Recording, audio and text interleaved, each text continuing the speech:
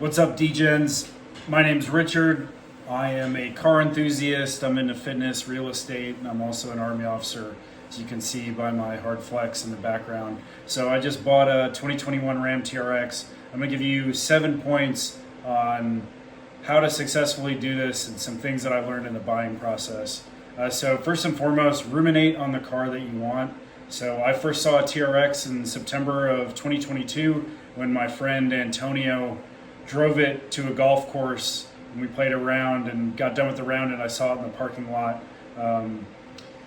Why I say ruminate on the car is like ensure that you get exactly what you want, and not all years of the car are made equal, as is very apparent. There's different trim levels, there's even different build qualities.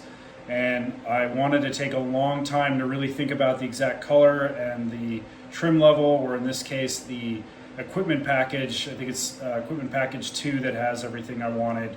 I also didn't want the ostentatious headache rack, or ram bar as it's trademarked. I didn't want any of that shit. I wanted a kind of a sleeper build, and I ended up going with a silver finish in the car with the B-block wheels and some other subtleties, which I'll flash a picture at the car at the end.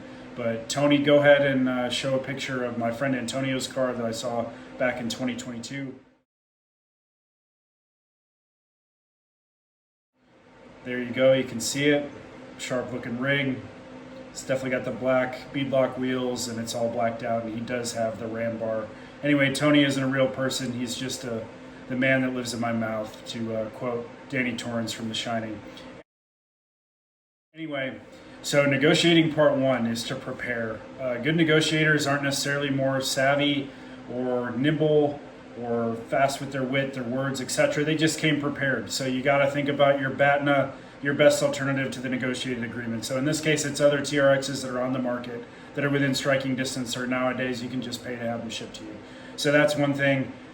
Also, secure independent financing, so that when you arrive at the dealership, you already have your money in order. If you can pay cash, great. Or if you're a brokey like me and you have to finance, you can do that as well.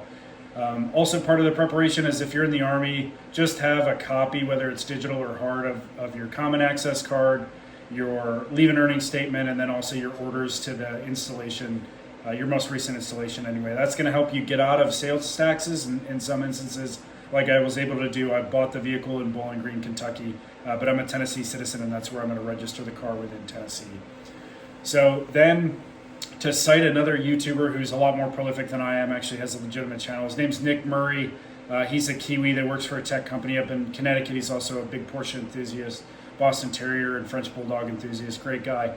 He has a video, which I'll link in the description, about a goal of spending as little time in the dealership as possible, and that's certainly something that I tried to emulate. I spent 94 minutes in this dealership when I bought the car. It would have been shorter if I had a copy of my LES with me. I had everything else. I don't know why I forgot to do that. It's always just generally a good idea. I would have spent longer if I would have begun negotiating with their finance department to secure a better interest rate, but I didn't care, didn't want to do that.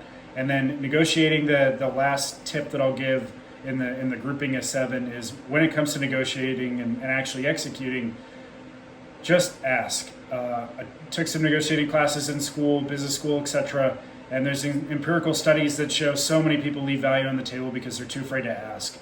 So what I did is I set a hard number at about $70,000 for the vehicle. The vehicle was listed at $72,195, I think.